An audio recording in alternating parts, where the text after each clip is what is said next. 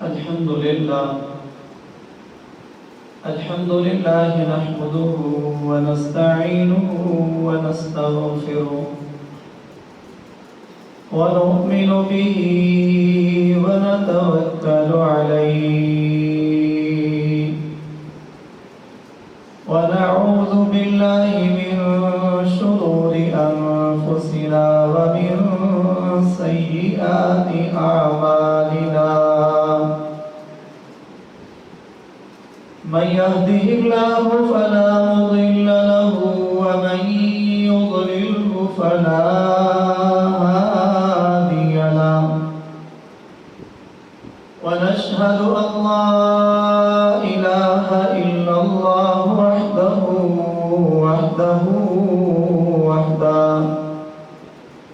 لا شريك له ولا نظير له ولا وزير له ولا مشير له ولا معين له أما بعد فأعوذ بالله من الشيطان الرجيم بسم الله الرحمن الرحيم لئن شكرتم لأزيدنكم ولئن كفرتم إن عذابي لشديد صدق الله العظيم قال النبي صلى الله عليه وسلم عليكم بسنتي وسنة خلفاء الراشدين المهديين صدق رسوله النبي الكريم ونحن على ذلك لمن الشاهدين والشاكرين والحمد لله رب العالمين قال الله تبارك وتعالى في شان حبيبه إن الله وملائكته يصلون على النبي يا أيها الذين آمنوا صلوا عليه وسلموا تسلیما. محبت شوق ذوق کے ساتھ درود پاک پڑھیے. اللهم صل على محمد وعلى آل محمد كما صليت على إبراهيم وعلى آل إبراهيم إنك حميد مجيد. اللهم بارك على محمد وعلى آل محمد كما باركت على إبراهيم وعلى آل إبراهيم إنك حميد مجيد. میرے انتہائی قابل تعظیم مصطفی کریم، میرے لیے اور بہت سارے لوگوں کے لیے ہدایت اور رہنمائی کا ذریعہ بننے والی عظیم ہستی حضرت مولانا محمد عبد المعبود صاحب دامت برکاتہم العالیہ ہمارے درمیان موجود ہیں. حضرت کی موجودگی میں جو گزارشات آپ کے سامنے رکھوں گا، یوں سمجھ لیں ان میں سے جو اچھائی پر مبنی بات ہوگی وہ ان کی برکت سے ہوگی، اور جو بات درست نہ ہو سکے، غلطی پر مبنی ہو، وہ مجھ ناکارہ کی طرف منسوب کر دی جائے. اور رب کریم کی بارگاہ میں دعا ہے کہ رب تعالی جو کچھ زبان سے کہنے کا موقع عنایت فرمائے وہ حق سچ ہو، اور اس پر ہم سب کو عمل کرنے کی توفیق اور سعادت عطا فرمائے. مختصر سی بات آپ کے سامنے رکھوں گا. سب سے پہلی بات، آپ کی اس مسجد میں 2013 سے قرآن کریم سنانے کا سلسلہ شروع ہوا. پہلے سال آپ کی مسجد کے امام جناب ابو بکر صاحب عزیزم نے قرآن کریم سنایا، اور سن 2014 سے لے کر ابھی اس سال تک عزیزم قاری محمد حذیفہ آپ کے سامنے قرآن کریم سنا رہے ہیں۔ رب کریم کی بارگاہ میں ہر لمحہ دعا ہے کہ اللہ تعالی سن 2013 سے شروع ہونے والے اس سلسلے کو مزید برکتوں سے مالا مال کرتے ہوئے جب تک ہماری جانیں، جب تک ہمارے جسم موجود رہیں، اللہ اس سلسلے کو قائم و قائم رکھے۔ اور اتنے سالوں میں جو ان حفاظ نے قرآن کریم کو سنایا، آپ نے سنا، رب کریم ان کے ایک ایک سنائے ہوئے حرف کو اپنی بارگاہ میں قبول فرمائے، اور وہ تمام عظمتیں، فضیلتیں، مرتبے اور مقام جو رب کریم نے قرآن سننے سنانے پر رکھے ہیں، اللہ تعالیٰ سب سنانے والوں اور سننے والوں کو وہ بھی عطا فرمائے۔ دوسری اہم بات کہ ماشاءاللہ آپ حضرات نے بہت کم عرصے میں یہ مسجد کے بیسمنٹ کے بعد اوپر باقاعدہ مسجد کی تعمیر کے لیے توجہ فرمائی، اور بہت بڑی قربانی دے کر اور آپ نے بڑا تعاون کر کے اللہ کے اس گھر کی تعمیر کے لیے ایک دوسرے سے بڑھ چڑھ کر تعاون کیا، جو تعمیر کے آخری مراحل میں ہے۔ انشاءاللہ بہت جلد اس کی تعمیر مکمل ہوگی، اور آئندہ جلدی ہی نمازوں کا سلسلہ وہاں شروع ہوگا۔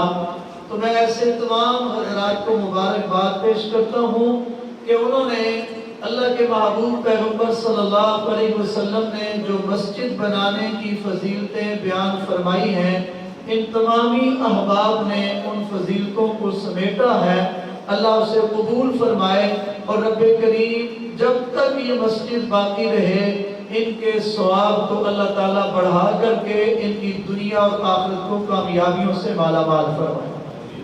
تیسری بات، میں نے قرآن کریم کی جو آیت بلکہ ایک ٹکڑا تلاوت کیا ہے، اس کا لفظی ترجمہ آپ کے سامنے رکھتا ہوں۔ فرمایا کہ جو اللہ کی نعمتیں آپ کو ملتی ہیں، لَإِن شَكَرْتُمْ، اگر ان نعمتوں پر شکر کرو، لَأَزِيدَنَّكُمْ، تو اللہ اس نعمت میں اضافہ کرتے ہیں، وَلَئِن كَفَرْتُمْ، اور اگر اس نعمت کی ناشکری کر دی جائے تو ان عذابی لشدید، اللہ فرماتے ہیں پھر میرا عذاب بڑا دردناک ہے۔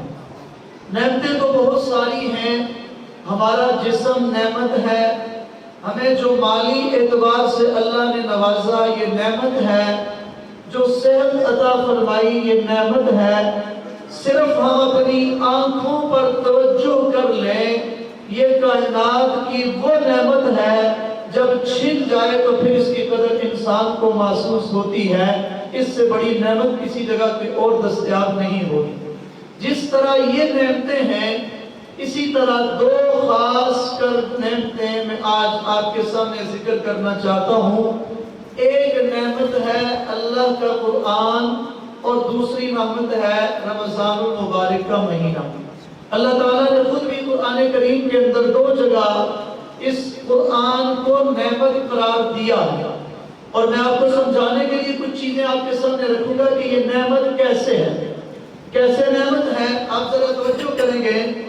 فرمایا کہ اس قرآن کی آمد سے پہلے کنتم علی شفا حفرۃ من النار، جو انسانیت ہے یہ جہنم کے کنارے پہ پہنچ چکی تھی، اور بدعمالیوں، بدعقیدگیوں اور مختلف طرح کی خرابیوں کی وجہ سے جہنم کے اس کنارے پہ پہنچی ہوئی تھی۔ تو اس کے بعد کیا ہوا؟ انقذکم منہا، اس نعمت سے اس جہنم کے کنارے سے ہٹا کر جنت کے راستے پہ لایا گیا۔ تو وہ چیز جو جہنم سے ہٹائے اور جنت کی طرف لے کر کے آئے، وہ نعمت ہے یا نہیں؟ اب اسی طرح دیکھیے، جب یہ قرآن نہیں آیا تھا، عجیب کیفیت تھی، لوگ اپنے ہاتھوں سے بت بناتے، ان کی عبادت کرتے، کبھی اپنے ہاتھوں سے آگ جلاتے اس کے سامنے جھکتے، کبھی سورج، کبھی چاند، کبھی ستاروں کے سامنے جھکتے۔ یہ قرآن کی آمد سے پہلے تھا، اور جن جن چیزوں کے سامنے جھکتے تھے ان کی کوئی حیثیت نہیں تھی۔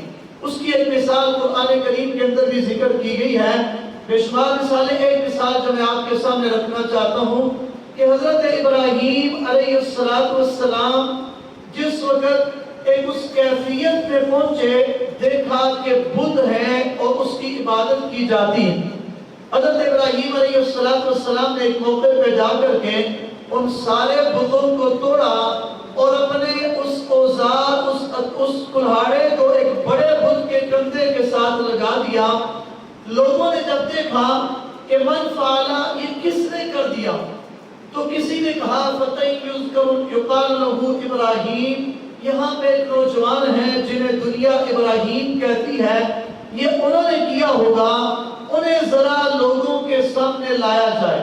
جناب ابراہیم علیہ السلام تشریف لائے، پوچھا گیا کہ کیا آپ نے ایسا کیا ہے؟ حضرت ابراہیم علیہ السلام نے فرمایا نہیں، انہوں نے یوں جواب ارشاد فرمایا بل فعلہ کبیرہم، ان کا جو بڑا، جس کے پاس یہ کلہاڑا موجود ہے، اس نے ایسے کیا۔ آپ اس سے پوچھ لیجئے۔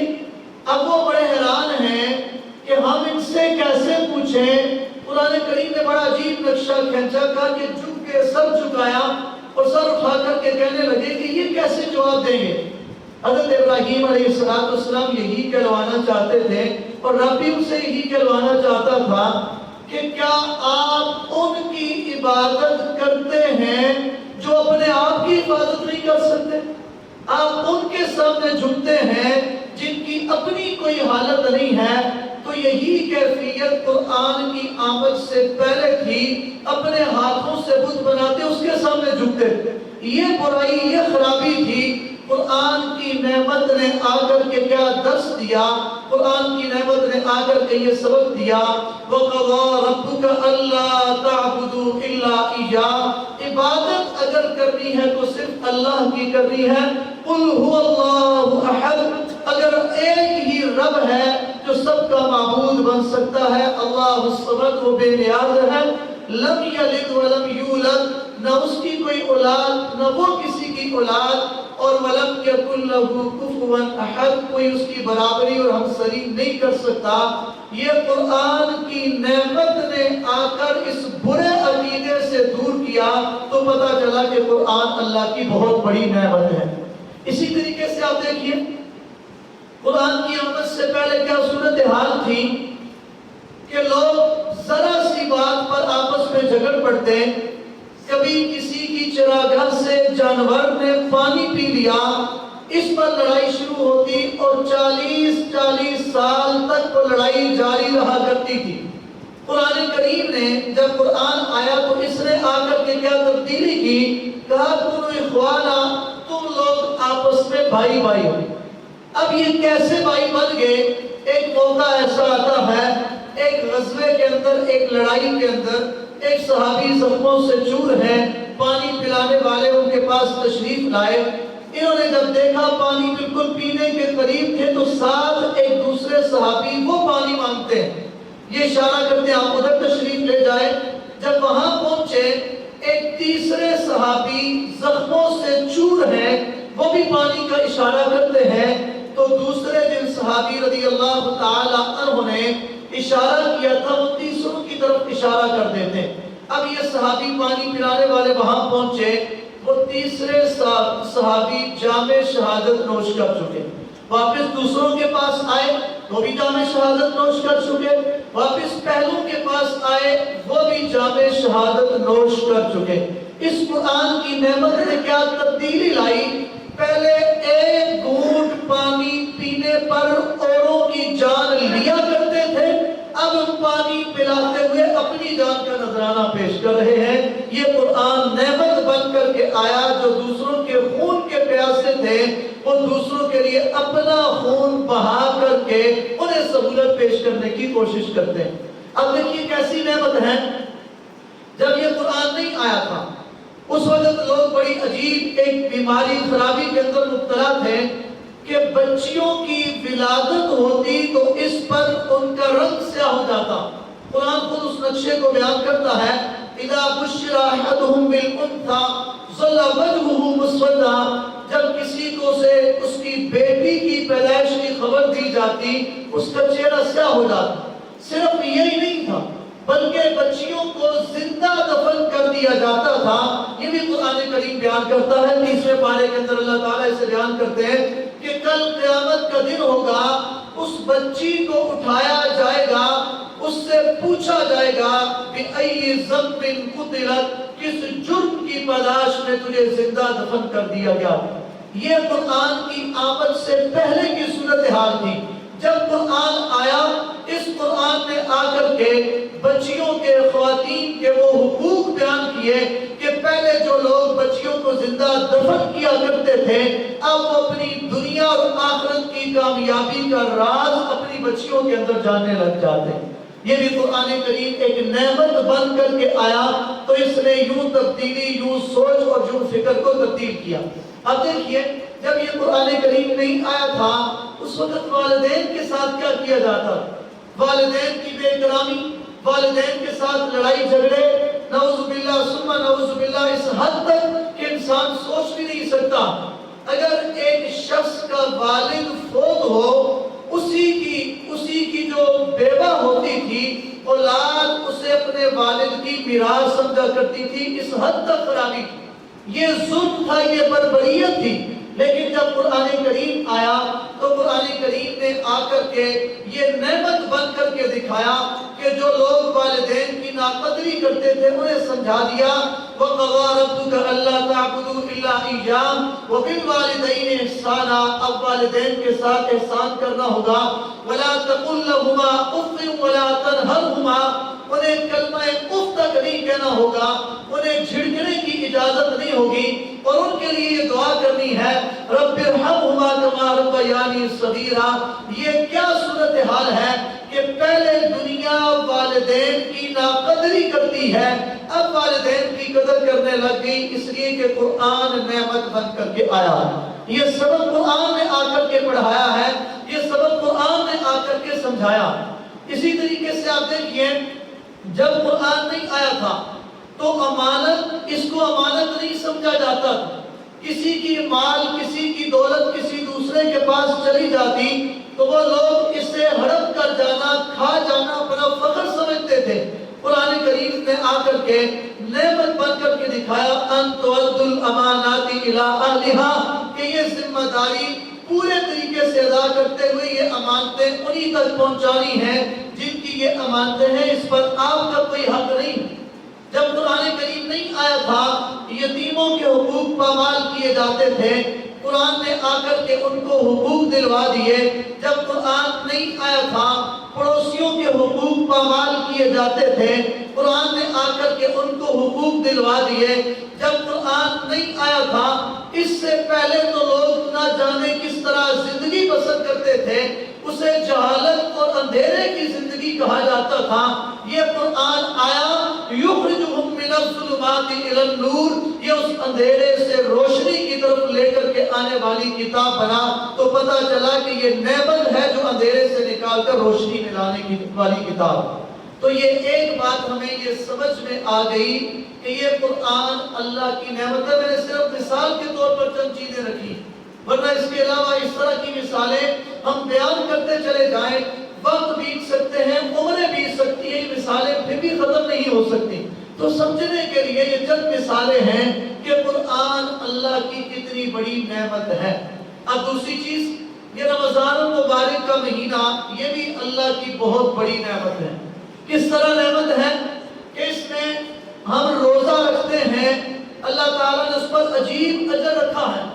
فرمایا کہ الصوم لی وانا اجزی بہ، روزہ میرے لیے ہے، اس کا بدلہ بھی میں دوں گا جو دنیا کے کسی پیمانے میں نہیں آئے گا۔ یہ کتنی بڑی نعمت ہے۔ فرمایا یہ اس طرح کی نعمت ہے کہ جو آدمی اس رمضان کے اندر ایک نفلی عبادت ادا کرتا ہے، من ادا فیہ بخصلۃ من الخیر کان کمن ادا فریضۃ فیما سوا، اس کو اتنا اجر ملتا ہے جیسے رمضان کے علاوہ فرض کی ادائیگی پر अजर मिलता है। वमन अद्दा फीही फरीज़तन कान कमन अद्दा 70 फरीज़तन फीमा सिवा, जो इसमें एक फर्ज की अदायगी करता है अल्लाह उसे एक फर्ज की अदायगी पर 70 फर्जों की अदायगी का सवाब अता फरमाते हैं। ये कितनी बड़ी नेमत है। फरमाया कि इसके अंदर एक रात जो लैलतुल कद्र है खैरुम मिन अल्फ शहर, 1000 महीने की इबादत से ज्यादा अफजल। और अल्लाह के महबूब पैगंबर सल्लल्लाहु अलैहि वसल्लम ने फरमाया वो रमजान के आखिरी अशरे में रात है। दूसरे फरमान के अंदर फरमाया कि वो ताक रातों में है। तीसरे फरमान में आपने उन रातों का नाम लिया 21, 23, 25, 27, 29, फरमाया इन रातों के अंदर अल्लाह ने इस रात को रखा है। ये कितनी बड़ी नेमत है कि एक रात और कुछ हिस्सा जरा सी देर इबादत करें तो सवाब 1000 महीनों की इबादत से भी ज्यादा मिलता है। ये रमजान के नेमत होने की मिसाल है। मेरे भाइयों, पता चला कि रमजान भी नेमत और कुरान करीम भी नेमत। अब यहाँ पे कहा क्या गया है कि नेमतों का शुक्र अदा करेंगे तो इसमें इजाफा होगा। अब शुक्र कैसे अदा करेंगे, इजाफा कैसे होगा, ये दो बातें आपके सामने रखनी। शुक्र कैसे है? शुक्र यूं है, कुरान अल्लाह की नेमत है, इस पर ईमान रखने के बाद इसकी तिलावत को अपने रूह की, अपने दिल के सुकून बना ले, ये इसकी शुक्र अदा करने की एक मिसाल है। और अल्लाह के महबूब पैगंबर सल्लल्लाहु अलैहि वसल्लम ने हमें ये करके दिखाया। आका अलैहिस्सलाम दिन के वक्त भी, रात के वक्त आपने कुरान करीम की इब्तिदाई 4 सूरतें जो बहुत तवील सूरतें हैं, आपने 4 रकात में खड़े होकर के एक रकत में एक सूरत, दूसरी रकत में दूसरी सूरत, तीसरी रकत में तीसरी पढ़ के ये समझा दिया, ये बतला दिया कि ये कुरान करीम के साथ ये ताल्लुक हो तो ये इसका शुक्र अदा करने की एक सूरत है। और दूसरी चीज, इस कुरान करीम की तिलावत के साथ साथ इस कुरान के अहकाम को अपनी जिंदगी में लेकर के आना, कुरान की तिलावत के बाद इसके अहकाम को अपनी जिंदगी में लेकर के आना, ये कुरान करीम के शुक्र अदा करने की एक जरिया और एक सूरत है। वो आका अलैहिस्सलाम ने उसको भी समझाया कि सहाबा इकराम अलैहिर्रिज़वान और खुद नबी पाक सल्लल्लाहु अलैहि वसल्लम एक आयत आती जाती वो आपके अमल से गुजरती जाती। एक सहाबी रज़ी अल्लाह तआला अन्हु आकर के उम्मुल मोमिनीन हज़रत सैयदा अम्मा आयशा तय्यबा ताहिरा रज़ी अल्लाह तआला अन्हा से पूछते हैं, अम्मा जान मुझे आका अलैहिस्सलाम के अखलाक के बारे में बताइए। फरमाया कि आपने कुरान नहीं पढ़ा? कुरान जैसा आयात की सूरत में है, अमली शक्ल में देखना हो तो नबी पाक सल्लल्लाहु अलैहि वसल्लम ने उस पर अमल किया है। खुलुकु का खुलुकुल कुरान, जो कुरान करीम ने आदात, अखलाक, किरदार, इबादत, ईमानियात, अमाल, जितनी भी चीजें बतलाई हैं, नबी पाक सल्लल्लाहु अलैहि वसल्लम ने अपने अमल से गुजार करके बतला दिया। तो ये भी कुरान जैसी नेमत के शुक्र अदा करने की एक सूरत है। तीसरा, इस कुरान करीम को अपनी औलादों की तरफ मुंतकिल करना, अपनी औलादों को इस कुरान से जोड़ना। नबी पाक सल्लल्लाहु अलैहि वसल्लम ने अपने मुबारक ज़माना में कम उम्र सहाबा को बड़े सहाबा से कुरान सिखाने की तरगीब दी, खुद कुरान सिखाया और फिर सहाबा किराम अलैहिर्रिज़वान ने अपनी औलादों को कुरान सिखाया। आज जो कुरान हमारे पास आया तो ये 2 सूरतों में आया। एक ये कागजी सूरत में जो सबसे पहले जनाब सैयदना उमर रज़ी अल्लाह तआला अन्हु की दरख्वास्त पर जनाब सैयदना अबू बकर रज़ी अल्लाह तआला अन्हु के ज़माना में इसे किताबी शक्ल में नुस्खे में लाया गया। फिर सैयदना उस्मान रज़ी अल्लाह तआला अन्हु के ज़माने में इसे नशर किया गया और इस्लामी इलाकों में इसे फैलाया गया। एक तो ये सूरत थी, लेकिन दूसरी सूरत ये कुरान सीना बसीना आया था और आज भी ये सीना बसीना आगे बढ़ता चला जा रहा है। तो अपनी औलादों की तरफ मुंतकिल करना ये कुरान करीम की इस अजीम नेमत के शुक्र अदा करने की एक सूरत है। तो ये कुरान करीम की तिलावत, कुरान करीम के अहकामात पर अमल और अपनी औलादों को कुरान की तालीम से आरास्ता करना, ये قرآن کریم جیسی عظیم نعمت کے شکر ادا کرنے کی صورتیں ہیں۔ اسی طریقے سے رمضان کی، یہ رمضان جو نعمت ہے اس کا شکر کیسے ادا کریں گے؟ اس کا شکر یہ ہے، پہلے بھی ہمیں کرنا چاہیے تھا، اگر کیا تو بہت اچھی بات، نہیں کیا تو جو چند ساتیں رہتی ہیں، رمضان کی راتوں میں جاگ کر، رمضان کے دن میں روزہ رکھ کر، قرآن کی تلاوت کر کے، اللہ کا ذکر کر کے، دوسرے مسلمان بھائیوں کو روزہ افطار کرا کے، سحر اور افطار کے وقت دعائیں کر کے، اپنی اس نعمت جو اللہ کی طرف سے ملی ہے اس کا ہم شکر ادا کر سکتے ہیں۔ اور اس کو سمجھنے کے لیے آقا علیہ السلام کے عمل کو ہم سامنے رکھیں۔ ام المومنین حضرت سیدہ ام عائشہ فرماتی ہے رضی اللہ تعالی عنہ کہ آقا علیہ السلام رمضان کے مہینے میں عام دنوں سے زیادہ عبادت فرماتے، اور یہ جو آخری عشرہ ہوتا، فرمایا اس میں ایسا محسوس ہوتا جیسے گھر والوں سے کوئی رشتہ اور کوئی تعلق ہی نہیں ہے، آپ کی رات بھی عبادت میں گزرتی، آپ کا دن بھی عبادت میں گزرتا۔ تو پتہ چلا کہ یہ نعمت جو رمضان کی صورت میں ہے، اس کا شکر کیسے ادا کریں گے؟ اس کی عبادات ادا کر کے، اس کے اندر اللہ کو راضی کر کے۔ اب اس سے اگلی بات یہ کہ رمضان اور قرآن ان دونوں نعمتوں کا شکر ادا نہ کریں تو پھر کیا ہوگا؟ اس چیز کو بھی ہم سامنے رکھ لیں۔ اللہ تعالیٰ ارشاد فرماتے ہیں کہ کل قیامت کا دن ہوگا تو کچھ لوگوں کو اندھا اٹھایا جائے گا، وَنَحْشُرُ أَعْمَى، ہم انہیں نابینا اٹھائیں گے۔ وہ پوچھیں گے قَالَ رَبِّ لِمَا حَشَرْتَنِي أَعْمَى، اے اللہ مجھے کیوں نابینا اٹھایا ہے؟ وَقَدْ كُنْتُ بَصِيرًا، میں تو دنیا کے اندر دیکھنے والا تھا۔ اللہ تعالیٰ ارشاد فرمائیں گے كَذَلِكَ أَتَتْكَ آيَاتُنَا، تیرے پاس میری آیات آئی تھی، فَنَسِيتَهَا، تو نے ان کو بھلایا تھا، آج میں رب نے تجھے بھلا کر کے تیری اس بینائی کو چھین لیا ہے، تیرے پاس جو کچھ تھا وہ سب کچھ کو چھین لیا۔ تو گویا اس قرآن جیسی عظیم نعمت کا شکر ادا نہ کریں گے، اس کی تلاوت سے نہ جڑیں گے، اس کے احکامات کو اختیار نہ کریں گے، اپنی اولادوں کو اس قرآن کی تعلیم سے آراستہ نہ کریں گے، تو پھر اس چیز کا بھی سامنا کرنا پڑ سکتا ہے۔ اللہ سب کو محفوظ فرمائے۔ اور رمضان کی جو نعمت ہے اس کی ناقدری کرنے پر کیا ہوگا؟ آقا علیہ السلام منبر پر تشریف لائے، آپ نے پہلا قدم رکھتے ہوئے فرمایا آمین، دوسرا قدم رکھتے ہوئے فرمایا آمین، تیسرا قدم رکھتے ہوئے ارشاد فرمایا آمین۔ اصحاب پیغمبر علیہ السلام نے پوچھا اللہ کے محبوب پیغمبر صلی اللہ علیہ وسلم، آج آپ نے خلاف عادت 3 مرتبہ آمین کا جملہ ارشاد فرمایا، ایسا کیوں ہے؟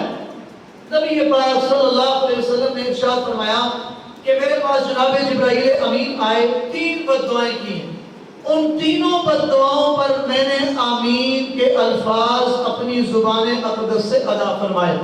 پہلی بددعا کیا ہے کہ جناب جبرائیل امین آئے، آ کر کے بددعا کی کہ وہ شخص ذکرت عندہ، جس کے سامنے میرا نام نامی اسم گرامی ذکر کیا جائے، محمد صلی اللہ علیہ وسلم، اور وہ اس پر درود پاک نہ پڑھے، فرمایا وہ خاک آلود ہو جائے، وہ بدبختی میں چلا جائے، بدنصیبی میں چلا جائے۔ یہ بددعا کی گئی اور میں رب کے محبوب پیغمبر نے اس پر آمین کہا۔ دوسری کیا بددعا کی؟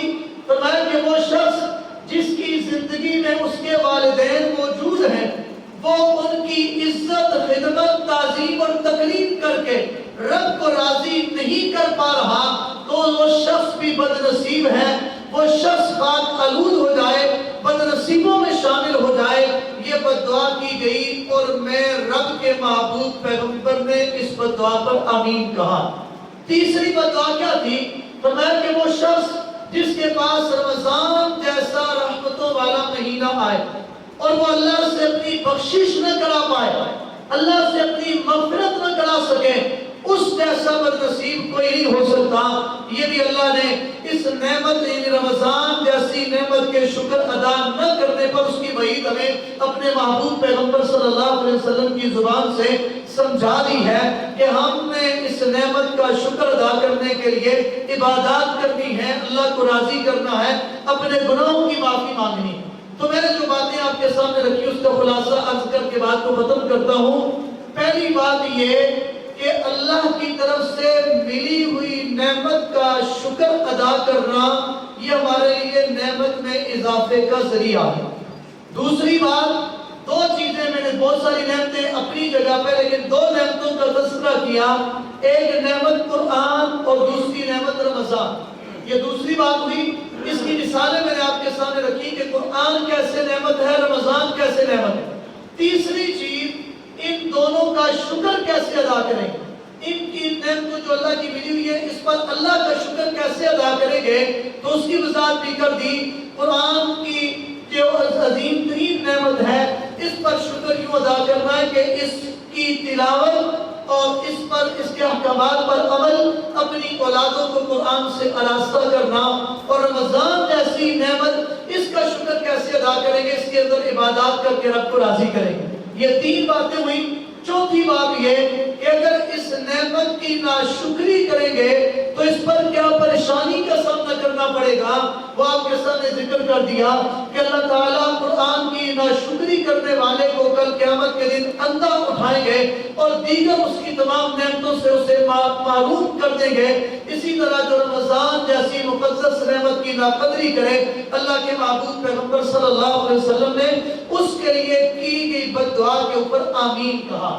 یہ میری گفتگو کا خلاصہ ہے، چار باتیں: نعمت، اس کا شکر ادا کرنے پر نعمت کا اضافہ، رمضان اور قرآن نعمت، اور پھر ان کا شکر کیسے ادا کریں گے، شکر نہیں ادا کرتے تو اس پر ہمیں کیا ملے۔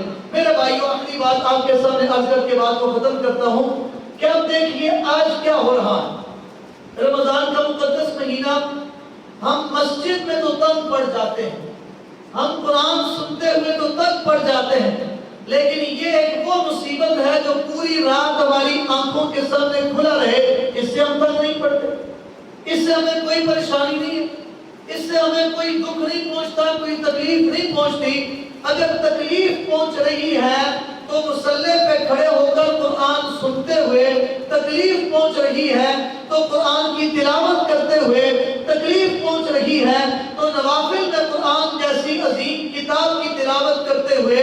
اگر یہ صورتحال یوں ہی چلتی رہی تو یہ بہت بڑی محرومی ہے جو دنیا میں بھی ہمیں نعمتوں سے محروم کر سکتی ہے، اور آخرت کے اندر تو یقینی محرومی۔ اور دوسری چیز، قرآن جیسی عظیم کتاب، آج اس کتاب کو ہم چھوڑتے ہوئے دوسری طرف پڑھتے چلے جا رہے ہیں۔ میں اور آپ ہم سب اپنے گریبان میں جھانکیں، آج ہماری اولادیں اصلی تعلیم کو حاصل کرنے کے لیے تو ہم ان پر لاکھوں روپے منتھلی خرچ کرتے ہیں، لیکن قرآن کے لیے چند 100 روپے خرچ کرنا بھی ہم اپنے لیے بہت بڑا بوجھ اور بہت بڑا بھاری ایک کام سمجھ رہے ہیں۔ میں اس کا یہ مطلب ہرگز نہیں ہے کہ میں کہوں کہ آپ اپنی اولادوں کو اصلی تعلیم نہ دیں، آپ انہیں ڈاکٹر بنائیں، انجینئر بنائیں، بڑے سے بڑے دنیاوی علوم سے آراستہ کریں، لیکن ساتھ قرآن بھی اسی درجے کا پڑھائیں جس درجے کی آپ انہیں دنیاوی تعلیم دے رہے ہیں، تاکہ کل آپ کا بیٹا ڈاکٹر بنے، جس وقت صبح اپنی پریکٹس کے لیے بیٹھے اللہ کا قرآن پڑھ کر کے بیٹھے گا، پھر دیکھیں اللہ اس کے ہاتھ میں کیسی شفا رکھے۔ آپ کا بیٹا انجینئر بنے، کسی قومی کام میں، کسی افرادی کام میں جائے، اللہ کے قرآن کی تلاوت کر کے جائے گا، پھر دیکھیں نتائج کیا ہوں گے۔ آپ کا بیٹا اچھا سائنسدان بنے، جس وقت کسی شعبے میں جائے گا، آپ کو اسے قرآن کی تعلیم سے آراستہ کیے ہوئے ہوں گے، اور جس شعبے میں بھی جائے گا اللہ کے قرآن کو پڑھ کے جائے گا، پھر دیکھیں کامیابی کیسے اس کے قدم چومیں۔ تو اس لیے آج جو ہم اپنی اولادوں کو قرآن سے دور کرتے چلے جا رہے ہیں، یہ ہم اپنی موت خود مرنے کی طرف بڑھ رہے ہیں۔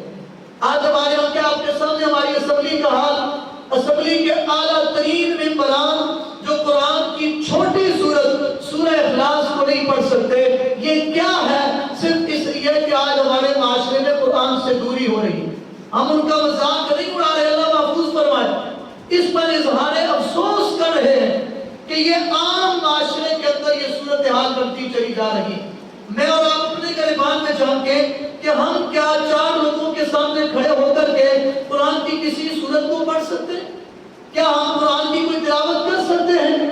چاہیے تو یہ تھا کہ جو ہم بڑے بڑے لیکچر دیتے ہیں کسی بھی اور عنوان پر، وہ ضرور ہم دیتے، لیکن اللہ کے قرآن کے ساتھ ہی ہمارا تعلق ہوتا۔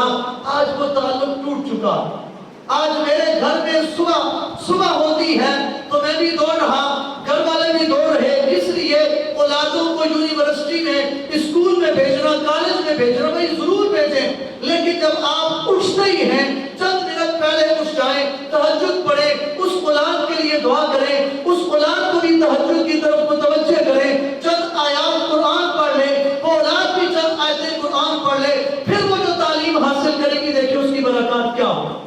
آج جو ہمارے گھروں سے برکات نکل چکی ہیں، ہمارے کاروباروں سے برکات نکل چکی ہیں، ہمارے سلسلوں سے برکات نکل چکی ہیں، تو وہ ہم نے اپنے ہاتھوں سے سب کچھ کیا ہو۔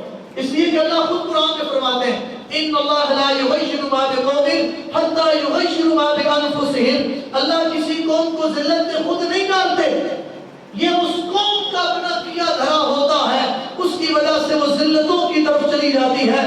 آج بحیثیت قوم ہم ذلت میں، بحیثیت ملک ہم ذلت میں، بحیثیت فرد ہم ذلت میں۔